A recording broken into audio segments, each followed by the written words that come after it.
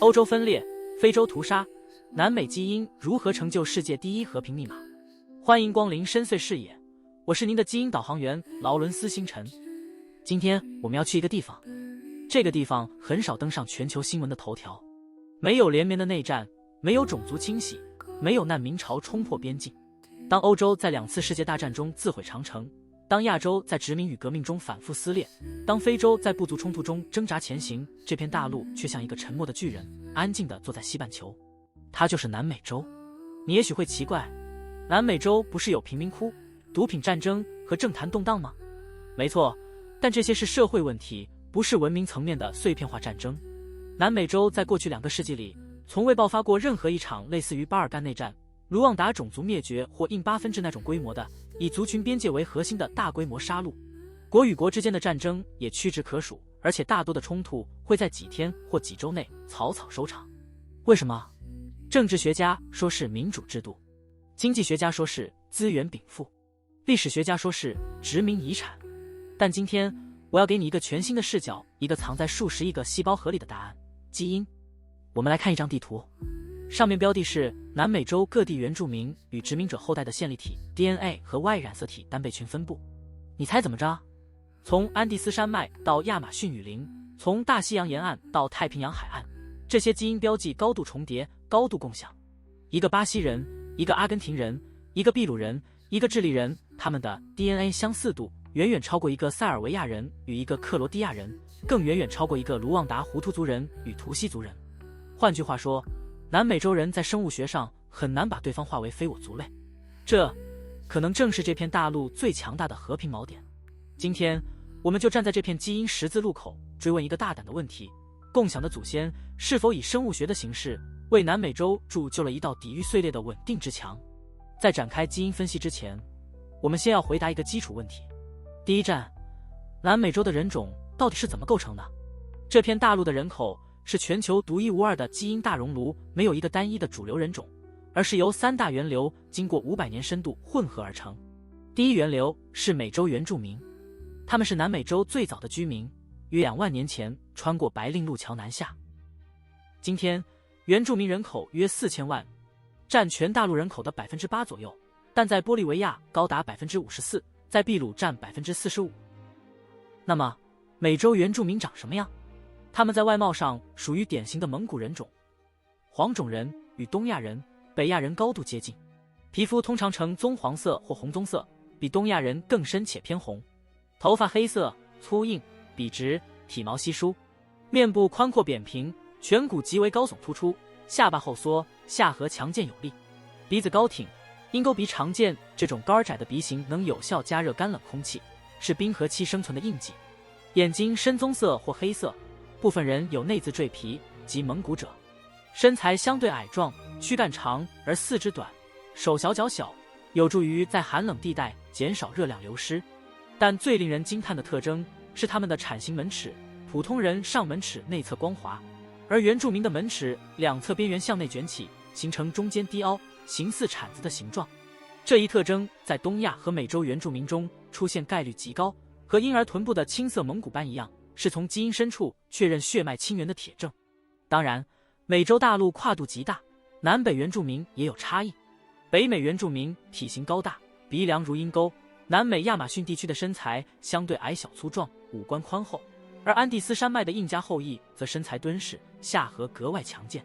关于南美洲原住民的起源，目前最主流的科学共识是，他们的祖先来自亚洲东北部西伯利亚，在大约15000年到2万年前通过白令路桥进入美洲，然后一路南下，最终抵达南美洲最南端的火地岛。这个迁徙之路是非常复杂的过程，如果大家对这个问题感兴趣，我可以专门再开一期为您详细解读。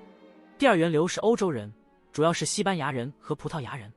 16世纪殖民者登陆，绝大多数是单身男性，几乎没有带欧洲女性同行，这意味着他们别无选择，只能与当地原住民女性结合，这是南美洲混血的起点。第三源流是非洲人，即黑奴。殖民者从非洲运来大量黑奴，同样以男性为主。他们进入南美洲后，又一次与原住民女性和混血女性结合，3大源流的血脉就此交汇。今天的南美洲混血种是绝对主体。哥伦比亚的梅斯蒂索人、欧洲加原住民占 60%， 巴西的混血儿占 45%。3%同时拥有欧洲、非洲、原住民3重祖先。阿根廷虽然号称最白的国家，但其基因平均构成也包含 31% 的原住民血统。值得注意的是，南美洲形成了一种独特的单侧基因流，线粒体 DNA 母系 90% 以上来自原住民，而 Y 染色体父系 80% 以上来自欧洲。这意味着绝大多数南美人都有一个原住民的老祖母和一个欧洲的老祖父。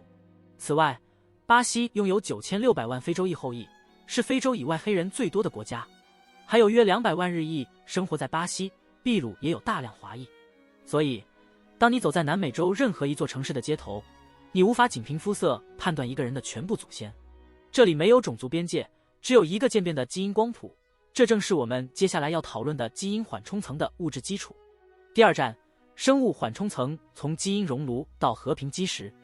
我们先来对比两个世界，一边是欧亚大陆，这里长期以来被基因孤岛覆盖。在巴尔干半岛，塞尔维亚人、克罗地亚人、波斯尼亚人说着几乎同一种语言，却因为几百年前奥斯曼帝国划分的宗教与微小基因差异，在1990年代互相屠杀。在高加索地区，车臣人与俄罗斯人之间的基因距离只有短短几千年的分化，却酿成了2场毁灭性战争。在卢旺达，胡图族与图西族在殖民者到来之前本是同一族群，却被比利时人用鼻翼宽度和身高强行划分出种族，然后一方对另一方发动了100万人次的灭绝。这些悲剧的共同特征是什么？他们能够在生物学上把自己人和外人清晰地区分开，哪怕这种区分是人为发明的，只要它被社会接受，仇恨就有了土壤。现在看南美洲，南美洲的基因构成是人类历史上最彻底的熔炉之一。500年前，西班牙和葡萄牙的征服者来到这里，他们绝大多数是男性，他们没有带欧洲女人来，所以他们做了什么？他们与当地原住民女性结合，这些混血后代被称为梅斯蒂索人，很快成为了大陆的主体。这还不是全部，殖民者又带来了非洲黑奴，同样绝大多数是男性，他们又与当地原住民女性与梅斯蒂索女性结合。几百年后，南美洲的人口变成了一个连续光谱，从近乎纯欧洲血统的阿根廷潘帕斯草原居民，到近乎纯原住民的安第斯高山农户，再到亚马逊雨林深处与世隔绝的部落。但在这两极之间，是数千万你中有我，我中有你的混血人群。我来给你们讲个小故事，一个秘鲁家庭的3张面孔。2019年，一位名叫安娜·玛利亚的利马退休教师做了商业基因检测，结果让她大吃一惊，她的线粒体 DNA 是 100% 的盖丘亚原住民，来自安第斯山脉深处的印加血统。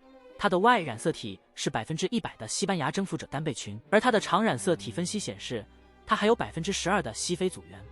她笑道：“我的祖上老祖母是印加公主，我的祖上老祖父是卡斯蒂利亚士兵，而且还有一个非洲黑奴的祖先。那你说说我该属于哪个种族呢？”他做了个实验，分别去利马的3个社区：原住民市场、殖民中心区和黑人文化区。在每一个地方，当地人都说你长得好亲切，绝对像我们自己人。由此，安娜得出结论，在南美洲，每个人都长着一张我们亲切而熟悉的脸，这才是南美洲真正的基因缓冲层。当你走在利马、圣保罗或布宜诺斯艾利斯的街头，你基本上是没有办法通过肤色、眼型或发色就可以判断出一个人的全部祖先。如果您认真看完我前面几期的视频，您到欧洲绝对会聊天几句话就能拉近和对方的距离，但是到了南美，无论遇到谁，我们恐怕都没有这样的自信。不要小看任何人啊，您的邻居可能是印加公主的直系后代，也可能是西班牙征服者的沧海遗珠，更可能是非洲王子的血脉传承。在这样的环境下，种族主义变得极其困难，不是因为它被法律禁止，而是因为它在生物学上不成立。您来了，打算歧视谁呢？总不能鄙视您自己的表亲吧？懂了这个道理，您也许能看到梅西、贝利、马拉多纳、罗纳尔多的影子，也能理解混合的力量了吧？2026的世界杯马上要开始了，基因的力量在绿茵场上以和平的方式比拼，这也是运动的独特魅力。基因是又一个竞技场。第3站，单倍群地图看不见的桥梁。我们来拆解一下基因神秘的具体数据吧。人类线立体 DNA、mtDNA 只从母亲遗传，因此是追踪母系祖先的绝佳工具。在南美洲，超过90%的线粒体 DNA 是原住民起源的单倍群，比如 A、B、C、D。换句话说，无论你今天在智利首都圣地亚哥的长相多么欧洲化，你大概率有一个原住民的老祖母。而 Y 染色体只从父亲遗传，恰恰相反，南美洲的 Y 染色体单倍群中，超过80%是欧洲起源的，主要是 R1b。也就是说，无论你今天在秘鲁库斯科的皮肤多么深色，你大概率有一个西班牙或葡萄牙的老祖父。这意味着什么？意味着整个南美洲的人口是同一个大家庭的产物。你的母系来自这片大地的第一批主人，你的父系来自500年前越洋而来的征服者，你的邻居也是，上至你的总统，下至街头卖玉米的小贩也是。这种基因结构在南美洲形成了一张跨越国界的网。阿根廷人、乌拉圭人、巴拉圭人、智利人，他们的线粒体 DNA 几乎完全相同。你不会因为在安第斯山脉东侧出生，就突然拥有不同的母系祖先。基因重叠让国界变得模糊。现在把这个画面与东欧对比，在波兰，线粒体 DNA 以 U、H、V 等单倍群为主，与西边的德国人、东边的白俄罗斯人都有明显差异。在乌克兰，某些单倍群在西部和东部的频率分布完全不同，直接反映在语言和政治倾向上。在巴尔干，小至一个山谷的种群都有自己独特的 Y 染色体特征，为纯化民族提供了伪科学依据。南美洲没有这种基因孤岛，南美洲的基因地形是平滑的斜坡，而不是陡峭的悬崖。这意味着山洞族群进化的政治家在这里很难找到生物学上的支点。我再给大家讲第二个小故事：阿根廷与智利的基因边境城。在安第斯山脉连接阿根廷门多萨和智利圣地亚哥的边境口岸，有一个叫做洛斯安蒂斯的小镇。小镇有一所中学。2010年，生物学老师让学生们做了一次简单的血型分布调查，结果发现两侧学生的血型分布几乎完全一致，连罕见的孟买血型都同时出现在两国班级里。智利学生和阿根廷学生开玩笑说，说不定我们是同一个曾祖父。后来一位历史学家查证了当地家谱，发现19世纪独立战争时期，圣马丁将军的军队横跨安第斯山时，许多士兵留在山脉两侧结婚生子，两侧的家族根本上是一家人。今天门多萨人和圣地亚哥人互相嫁娶，共同举办葡萄酒节，很少有人记得这里曾经是国界。当你的基因已经混杂到无法分清国籍时，战争就失去了我们对抗他们的基础。第4站，祖先锚点对抗碎片化的历史证据。有人会问，南美洲真的从未发生过大规模族群冲突吗？我们需要区分两种冲突，一种是政治意识形态冲突，比如冷战时期的左翼游击战、军事独裁与反抗，这些南美洲确实有过。但另一种是以血缘为边界的冲突，比如胡图族对图西族的灭绝、塞尔维亚人对波斯尼亚人的侵袭、缅甸军方对罗兴亚人的驱逐，这种南美洲几乎没有。为什么？因为南美洲的混血历史创造了一个共同的我们意象。我们来看一个关键时刻，19世纪初的独立战争。从委内瑞拉到阿根廷，各地起义军的主力是混血的梅斯蒂索人和原住民，他们对抗的是西班牙殖民者。但即使是殖民者，在独立后也大多留了下来，与当地人通婚，融入了新国家。所以独立战争不是种族战争，而是政治战争。战争结束后，胜败双方没有进行种族清洗，他们结婚生子，成为了同一个国家的公民。另一个例子，20世纪的查克战争 1932至1935，巴拉圭与玻利维亚之间，这是南美洲近代最惨烈的国与国战争，死亡近10万人。但它是一场领土战争，而不是种族战争。双方士兵都是混血的南美人，说着同一种语言，西班牙语，信仰同一种宗教，天主教，拥有相似的基因。战争结束后，两国很快恢复外交关系，没有遗留世代相传的仇恨。我再给大家讲第3个小故事，查科战争的老兵重逢。1987年，一位巴拉圭老兵和一位玻利维亚老兵在巴西的一家养老院偶然相遇，两人当年在查科丛林中拼过刺刀。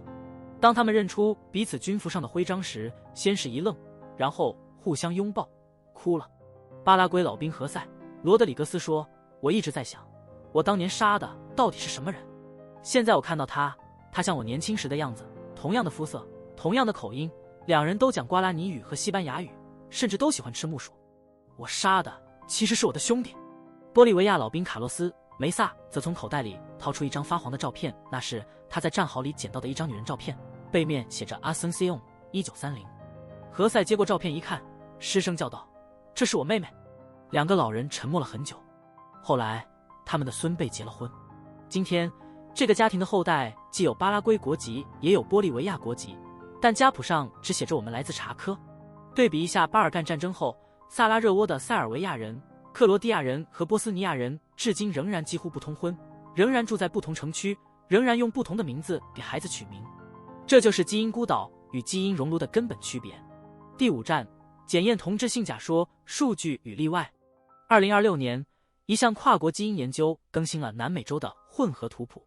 研究显示，在巴西、阿根廷、智利、哥伦比亚和秘鲁的城市人口中，超过 70% 的人同时拥有欧洲、原住民和非洲3种祖先成分，只是比例不同。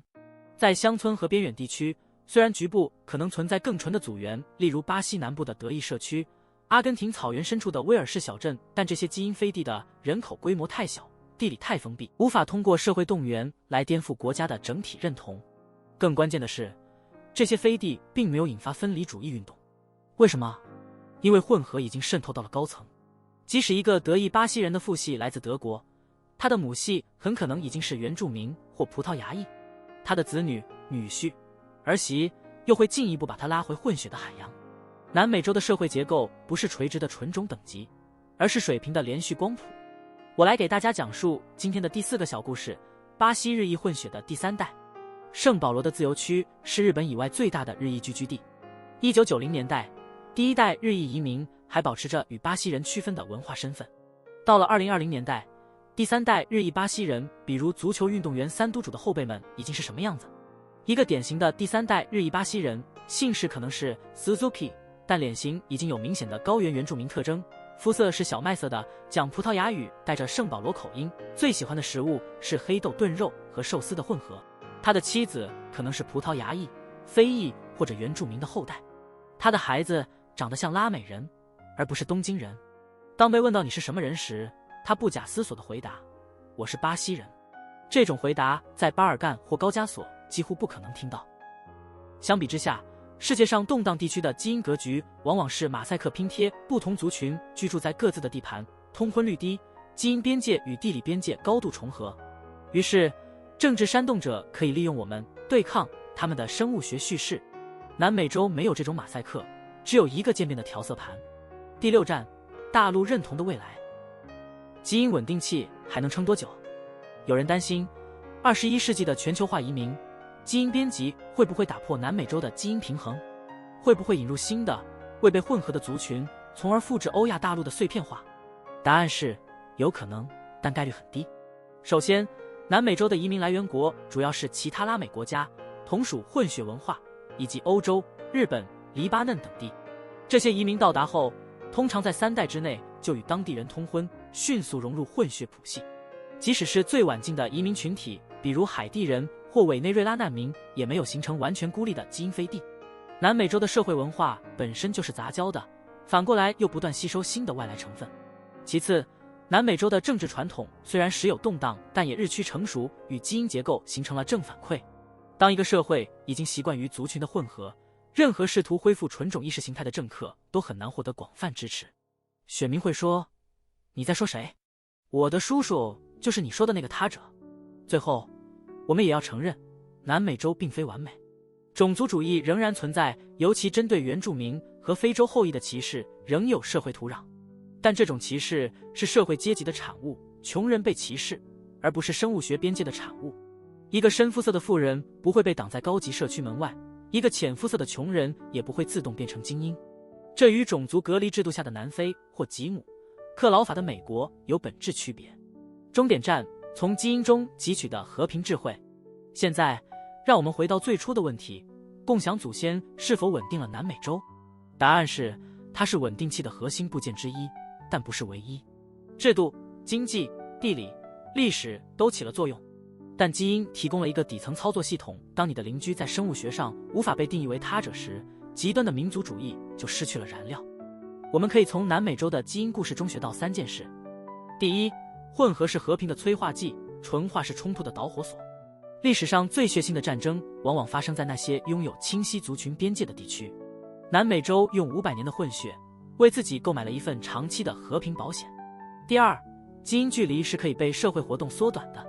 通婚、迁徙、城市融合这些行为不是文化的附庸，而是政治稳定的直接建设者。鼓励跨族群交往的国家，比那些强化族群边界，如按种族分配配额、设立族群居住区的国家更不容易分裂。第三，不要低估生物学的力量，也不要迷信它。南美洲的基因同质性为和平提供了基础，但基础不是命运。如果社会选择倒退到仇恨政治，基因也无法阻止。但幸运的是，南美洲的大多数国家选择了相反的方向，他们把自己的基因遗产变成了一种认同，而不是一个标签。当你在里约热内卢的科帕卡巴纳海滩漫步，看到黑皮肤、白皮肤、棕皮肤的人们穿着同样的泳衣，打着同样的排球；当你在布宜诺斯艾利斯的咖啡馆听到邻桌用意大利语口音的西班牙语讨论足球；当你在利马的集市上看到一个卖土豆的老妇人，脸上既有印加轮廓又有西班牙颧骨，你就会明白，这片大陆的平静不是偶然。